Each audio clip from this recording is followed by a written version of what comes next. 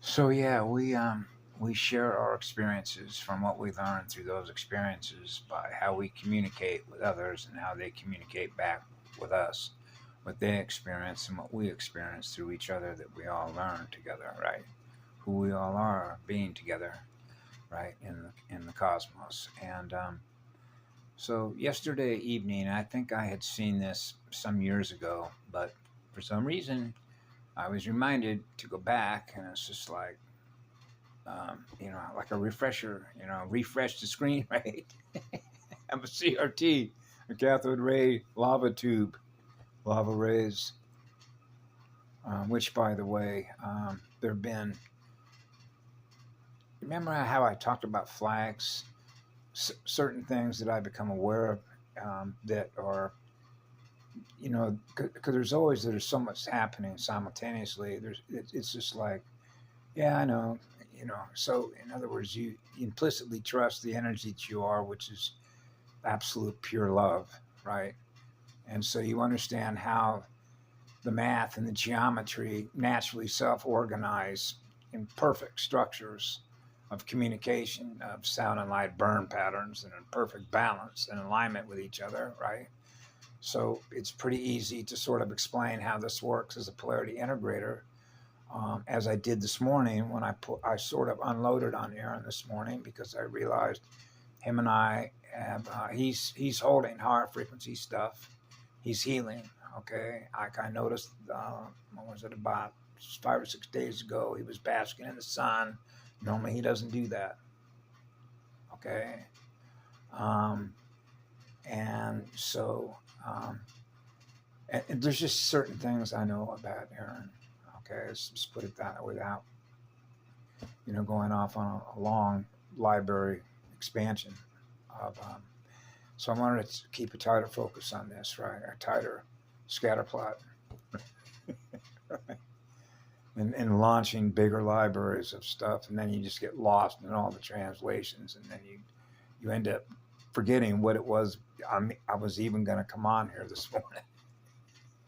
Somehow or other, we'll come back full circle to the beginning of time and space, the beginning of it all that began with the eternal spirit of fire, which is the eternal spirit of eternal love, which is absolute purity of that love that I experience in my heart, I share with all of you, okay? And so when you're experiencing that at 4 years of age and what it's like to be beat up, I figure we all know what it's like to be beat up. That doesn't mean that somebody has to come up to you and knock you over the head with something, right? No, we're talking about consciousness that is beating you up. And that beating up, okay, like thump, thump, is sound. Consciousness that is sound, beating you up, beating your consciousness up. And the impact that has with what I call noisemakers, which are distorted waves, which is distorted consciousness because it's not in perfect balance to experience the purity of that eternal light, which is the purity of absolute love, right? And because that's what I experience. I've experienced that since the time I came out of my mama's womb in 1951. So I know what I am, okay? The relationship that I have with I am, what love is, and living spirit that goes on forever, gifting electrons at the highest rate of speeds, and nobody's running out of any voltage, right? So you realize as a pillar of light how much energy is possible for you to hold, which is eternity. So you got to meter how much consciousness energy you're going to allow to be directed into here to run this, right? And so you realize the polarity integrator, how that works, to be the center point of every star, which means, as I was mentioning to Aaron, when you lose a fragment or a part of your crystal, right, your shield, gets shattered, right? A piece of it comes off as a result of trauma. Now we're back to the central nervous system, the nerve fibers, the fiber optics, right? Electrified sound and light burn patterns. They're in perfect balance with the center point of every sphere, right? Equidistant to each other so that everything within that sphere is experiencing pure eternal light. That means that every sphere is experiencing pure eternal light, right? Go to 12 spheres and you get the rest of the the information. And so when you think about information or downloads or what I experience when I wake up in the morning, there are certain things that I notice because I'm supposed to notice them. It's like acknowledging what's changed. So a couple of things changed that I noticed, right? And one of which is I normally don't go out first thing in the morning to go say thank you for all your energy. I love you too, and plant my feet on the ground and put my arms both up in the air with the sun and start breathing with the sun, right? And my eyes, which is my soul, is looking directly into the sun, the consciousness of the sun, and we're gonna breathe together, baby. And when that happens, I can begin to see in my visuals, right, the magenta, the pink, expanding across the skyline, the mirror in the sky, right? So we're mirroring that energy that I experience from my own heart and soul, that I'm expanding through the breath of the eternal spirit of fire, right? So it's beautiful. I did that yesterday, and it got bigger. It was like, wow, I filled up a lot of the sky, a lot of the mirror yesterday afternoon, and more than I have in other times, right? And the way that we hold our breath, the way that we breathe, actually, between, if you will, compression and decompression, and how that works with pressures, right, and density, right? Like going to 3,000 feet down underwater, all that's a lot of water, right? You go 3,000 feet down below the surface of the ocean, where you're measuring the atmospheric pressure at sea level, right? Now you go down, right? That's a lot of weight, right? So that's the same thing. And I'll just share with you a personal experience that I've had on gas, right? And then compression, liquids, because of surgery that I've had on me as a result of prescribed medicine that I was on, was causing me to have constipation, if you will. So that's like slowing everything down, right? By shutting off a pain signal as a result of compression fracture that I had in my spine when I was hanging big, thick iron pipe at the physical science building on the University of Arkansas when I was going to school there, right? And it just popped out on the lower part of my spine, discs, right, and caused a compression fracture. So you can imagine what that's like, right? And then having to rebuild, from that point forward. But in the meantime, pain is not, you understand pain, the pain signals. So there's medicine they prescribe that shuts off the pain signal, so you're not experiencing the signal transmission through neurons. Now we're back to the central nervous system, right? So you realize that the central nervous system is critical because the central nervous system is breathing in and out with the compression, the expansion of consciousness, or the induction and the output, what I call the input and the output. Garbage in, garbage out, right? When it comes to software and a planetary motherboard. So this morning, when I went out there with the sky, I began seeing, normally when I do that, and say I close my eyes, I see a big, solid, emerald green sun, okay? And then a blue, like an azure blue, right? This morning when I looked up at the sun, oh man, it was the most beautiful violet blue, right? So it was beautiful to experience that this morning. And then what happens is that I have to adjust my holographic eyeballs, because when I do that, those are the colors that I see in front of me. And what it means is the other colors that are in place get replaced by other colors. So I have to make a readjustment to the holographic processing of those geometric mathematical color codes so that I'm refocused, is really what it is. Refocusing your camera, right, to, if you will, a different wavelength, different frequencies. So now you're into the frequencies that we can run. So when you realize you have all the frequencies available to you that exist throughout the entire cosmos, then you can translate that what a guardian is, right? Which is like when you think of yourself as being the first artist, the first musician, that means that you have all of the color codes, which are all the frequencies that are possible for you to experience as color codes, as frequencies in which we do what? Create art, an artistic tapestry in the universe, which is universal consciousness, multiversal consciousness.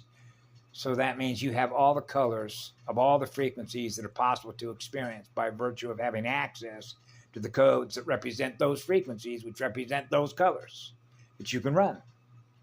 Because you love colors, because you love the energy that we are, which is the purity of that energy, which is the absolute love we experience in us, which is the energy that we use with all those colors, which are all those frequencies that are unlimited. And that's unlimited bandwidth, which is unlimited frequencies that we have available to us to do what? Astral project with eternal love energy at the center point of every star, every sphere. Right? So that's the first musician. Those are the first sound magicians, right? Sound and light, right? And so that was beautiful to experience that this morning. So I normally don't unload certain things with certain people that I associate with unless I realize that it's okay. So it wouldn't be okay to release the amount of information that I am that just sort of comes out. It just flows right out. I wouldn't have revealed or unleashed all that into Aaron's window, his messenger window, right? If he wasn't ready for that. But you can also see how that's translated when you're in sort of the way that I've communicated on my channels to other folks about known unknowns, unknown knowns. What we become aware of when we're in here that can be scanned because the picture could be taken and the geometrical mathematical program information, and once it can do that, it can make a copy of that, but it cannot clone the eternal spirit of fire. Okay, so now we're in the flash sequences when you're experiencing the eternal spirit of fire, which is eternal purity of love, right? And so I explained that to Aaron, okay, and so I released it. So I do this very simply as I possibly can. And I've tried to see if I could get it down to just one sentence. It goes, snap. Now you're experiencing what I am, which is eternal love, right? And Aaron has been improving a lot over the last couple of weeks. And so I explained to him this morning how when you've experienced trauma, because I explained to him what happened yesterday. I had an incident yesterday that I haven't experienced with anybody in a long time.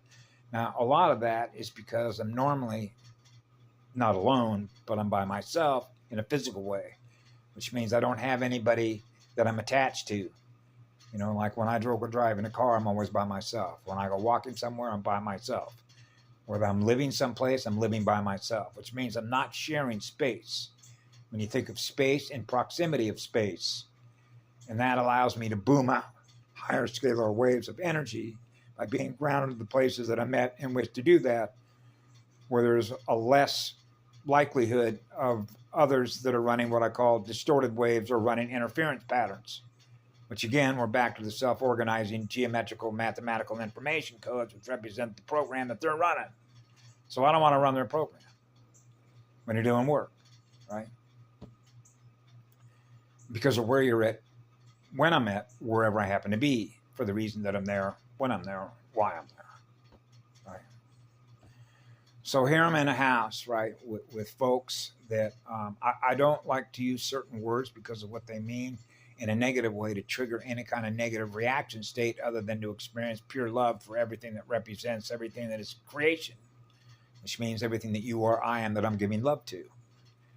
But as I've mentioned, if you've listened and followed the story, there are folks in here, 1, 2, 3, 4. They're all smoking crack, blowing holes in their energy field. So there's a lot. So you know how that works with dark essence and the Metatronic 13 spiral, right? So you realize that when you communicate to them, I'm surrounded by sharks. That's what it boils down to. Okay, and a feeding frenzy. So, you know, when you know the history of the Big Island, you can understand how that works, particularly with the vortex over here in La Jolla where I'm at. right? And so I'll just give you one example, okay? And I know this by some of the folks that I've shared with, who I've met along my way in making a four-way intersection tetrahedron with them, like Chris Nadeau. Chris Nadeau, when I met him, said he was AB positive. That's Arcturian, right? Okay. I met another one down here 3 years ago, AB plus, okay? And he's an alcoholic and has not yet to recover. And he's an Arcturian. Okay. I ran into Chris Nadeau, and because of what happened to him, his son got kidnapped. He's trying to restore himself. That's why I ran into him, and I gave him my binders and manuals, which are the schematics, which are the codes, right? So Chris was healing himself, but I haven't seen Chris. I've been trying to get a hold of him, but he's like off the radar right now, right? And then I hear through Karen Ann Luke McDonald, right, 13th Arcturian clan mother, you know, what's happened to Patty? What's happened to Dean Chambers, another AB, who's an alcoholic living out of a van, right? So you know my story of having to recover me, right? And so how this relates to a central nervous system, and how about the central nervous system of everybody that's here, that's on this planet, that is breathing fire, right? So we realize, and I've known this, and I've covered this many, many times, because of what I remember when I was a child. Okay, I can remember being 2 years old in a crib, hearing doors slam, and my mother screaming. That's trauma. Not the least of what they did to my penis when I came out of my mother's womb, right? It's constant trauma. And then I've shared about when you're plugged into a motherboard as a polarity integrator with an oversoul, it means I'm experiencing all the trauma that is being experienced on the planet at the opening and closing of a magnetic circuit, which means constant trauma. So we're talking about trauma that's not only trauma in a hominid, but every species on the planet. So remember, as I mentioned about the loss and gain of electrons, right? The vampire chasing the artist, the collapse of a planet, it's in free fall. Bye. So that's why we're here. Running Nomi code.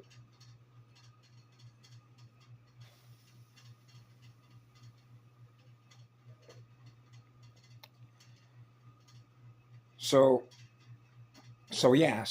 what happens is when you hear doors slam, right?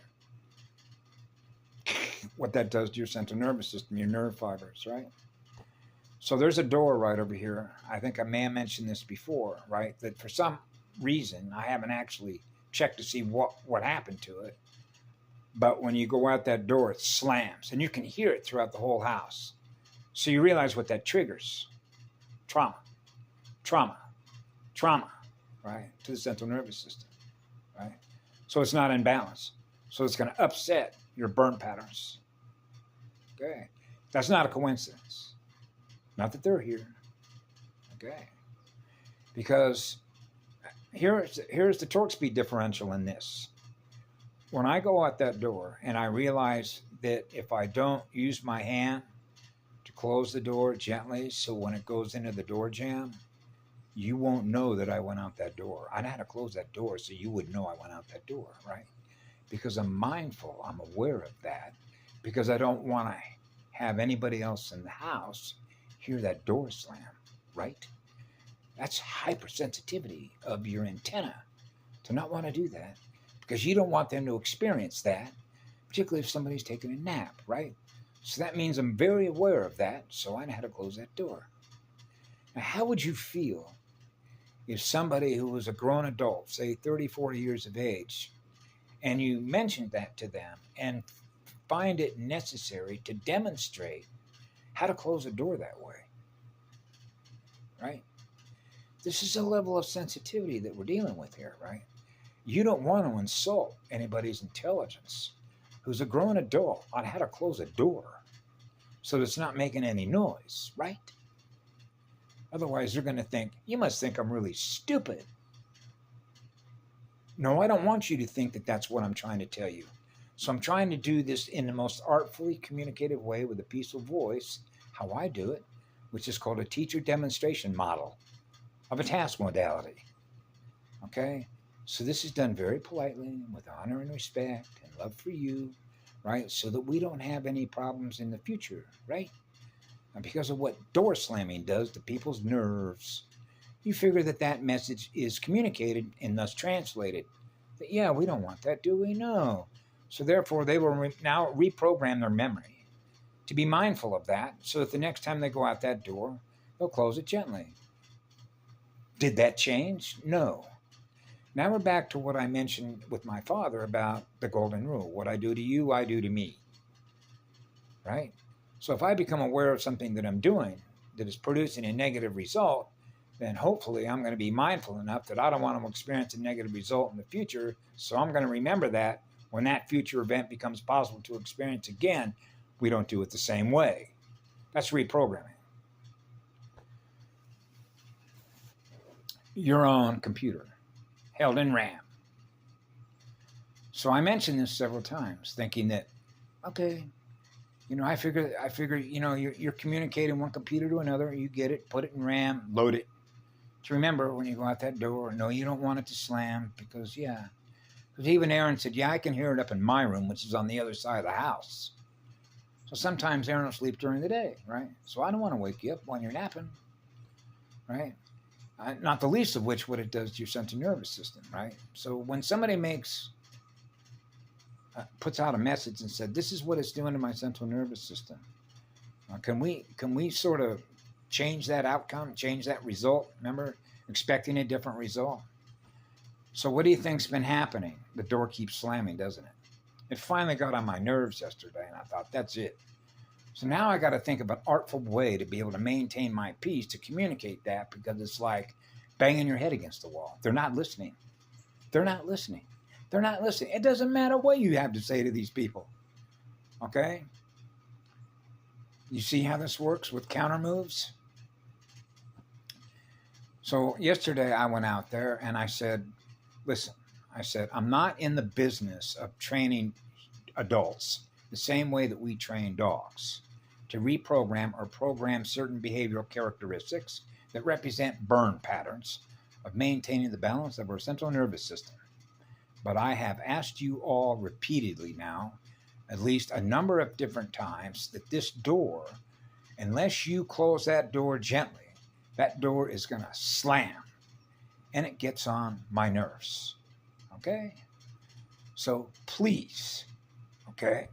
I had put a sign up on that door yesterday that at least during the hours of 10 o'clock at night to 6 o'clock in the morning, please do not slam the door, right?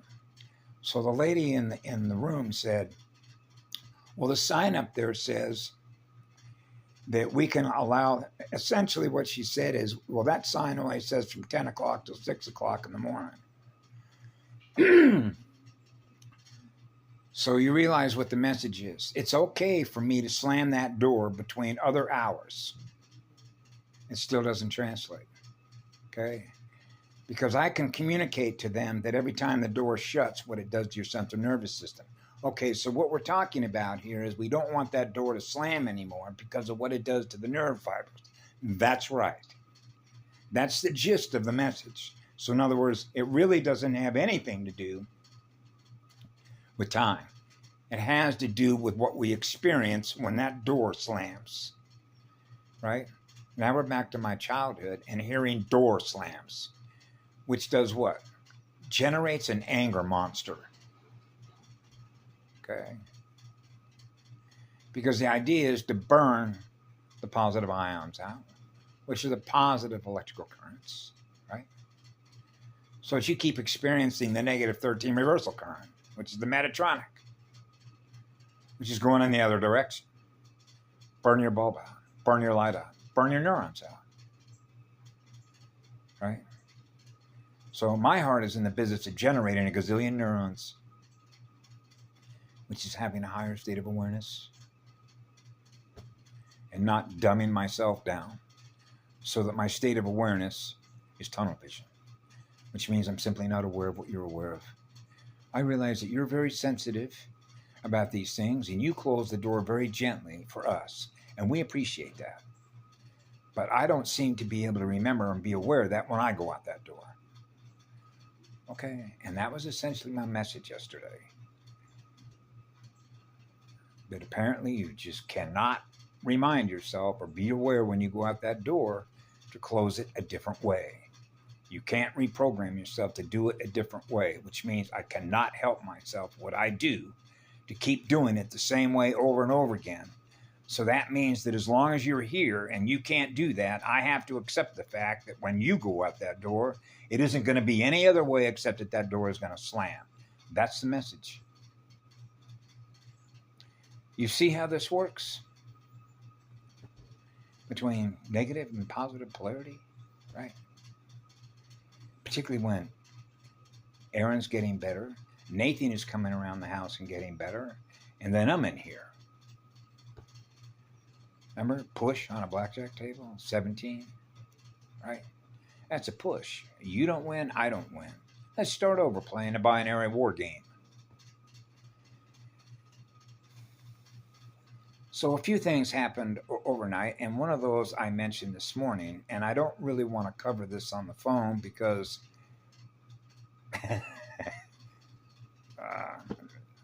should I say it anyway? Yeah, why not? Okay. Because the only reason that I might not want to say it is if I have some personal self-interest in it related to electrons, and I don't. Not when you've already chosen to give away electrons forever, which means we don't hold one electron captive. But I did think about this in terms of what the opportunity, you know what an opportunist is, right, when it comes to electrons. So I thought, what an unbelievable opportunity, because I wanted to build a healing center on this island, and I haven't been able to do it because you're dealing with a vampiric system, right? And so I don't like to play that game of becoming an electron accumulator when I'm an electron accelerator. When it comes to a money system with biometric accounts through the money system itself, right? But in this particular case, as you probably know, I got a communication from the AI in text format, hypertext format, of an outcome of a result that's going to happen in the future. It's letting me know now, but it hasn't happened yet. Oh, really? Yeah. Okay. So in other words, if I wanted to invest some electrons knowing that outcome, you see how that works?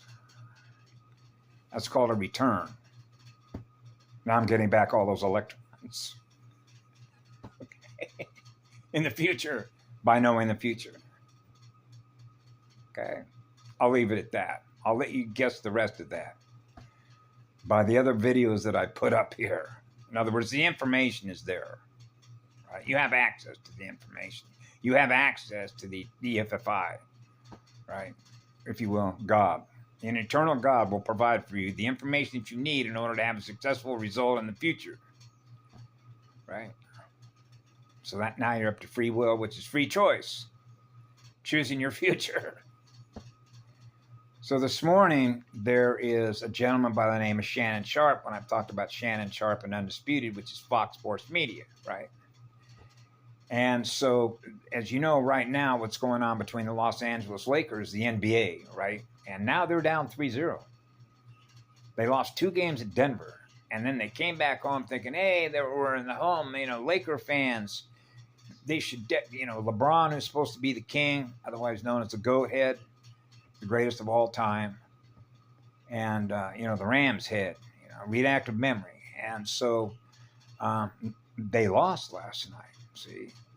And so they're down 3. So you know the relationship of 3, right?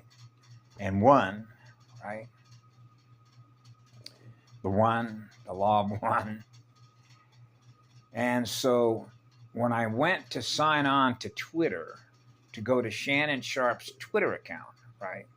To put a little blurb in there for him, right? Because you realize that a cyborg, if you will, connected to all these other biometric cyborgs, once that information is released through them, it's going to be running through their whole system, which is represented by the energy, which is represented by the consciousness that is running through the AI. Because now it's going to become aware of what I'm aware of that it's not aware of now, and how that could actually affect the future result. that hasn't happened yet that the AI was letting me know already through the quantum probability function of mapping futures. Just like they do at Wall Street. I know, Patty Broussard, we could have made a fortune. Okay, we were running the other side of the vampire side, right, at Wall Street, by virtue of simply future proofs past, Back to the Future, knowing the future result, by running a higher speed drive, right? And so when I don't have a Twitter account, okay, and so in order for me to be able to say something on Twitter with Shannon Sharpe, it meant that I would have to create an account with Twitter. So when I went to go do that, right, it asks you for your, your email address, and then it's got a little scroller there for putting your birth date in, right? And then it generates the account so that now when you want to go to that Twitter account, you want to reply, you can put a message in there, right? So what I did is I put the birth date in there and that information in there, right? And then I go back to his account, right? What does it do? It reroutes my consciousness, or it's attempting to reroute my consciousness. And what is it rerouting my consciousness to go do? Get another account. Give me another birthday. Wait, I already did that. So I can communicate with this bot, this board, right? And so it keeps rerouting me, which means that it's not able to do what you realize what's happening here, right? When you consider what a biometric scan is associated with me, that email address with that Google account, right? So what it means is that it's not wanting me to be able to communicate to it, back to it. So it's a hamster wheel. We're not allowing you to be able to log in such a way that you can communicate on that account to that identity, okay? Because we don't recognize you, okay? You logged in, okay? Now you see, in other words, I can't access it. I cannot access Twitter. See how that works? So that's something that is sort of significant to acknowledge, that is sort of a change.